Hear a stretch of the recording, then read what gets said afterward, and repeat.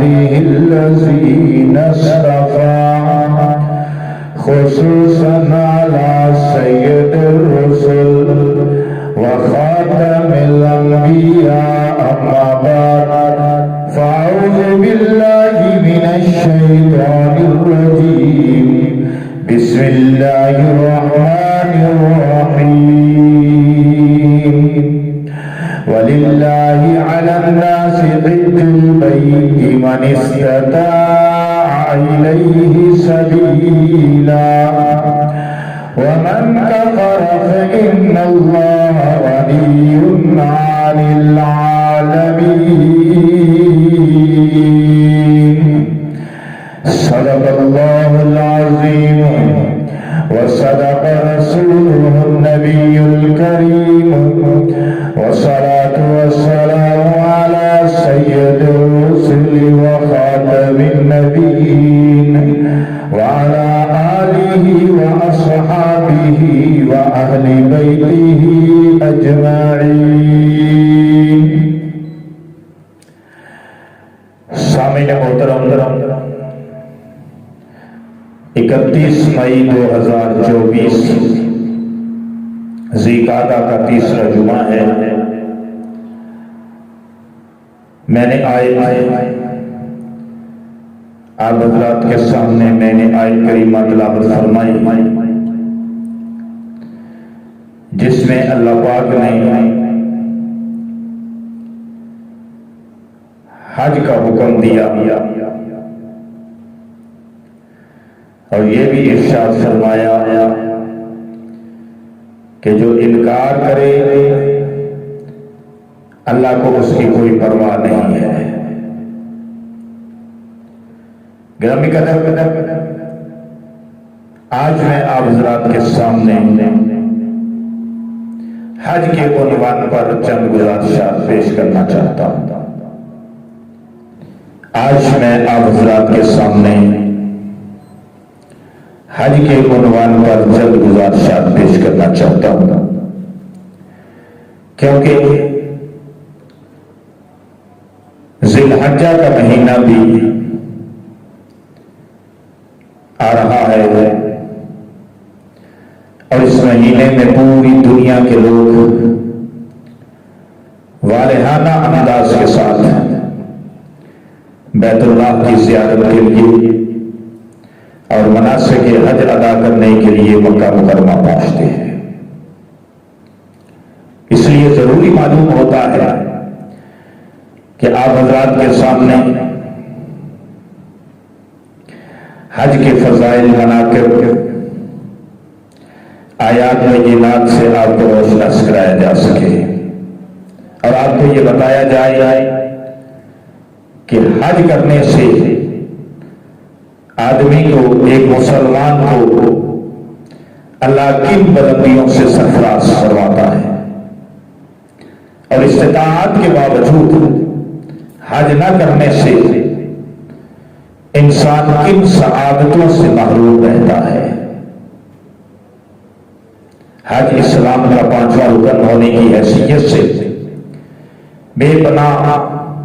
انوارات، برکات، محاسن کا مجموعہ ہے. حج کو اگر اجتماعی رنگ میں دیکھا جائے تو حج مظاہر قدرت کا ایک عظیم سنگم نظر آتا ہے اور قدرت کے رنگا رنگ نظارے اس قدر سامنے آتے ہیں کہ انسان بے اختیار پکار اٹھتا ہے، سبحانک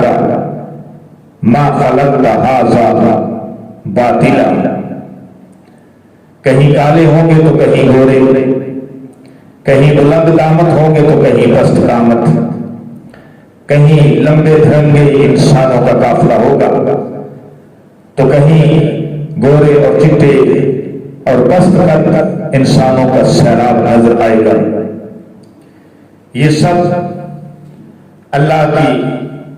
قدرت کے نمونے ہیں. مختلف ڈیزائن، یہ سب اللہ کی قدرت کے مظاہر ہیں.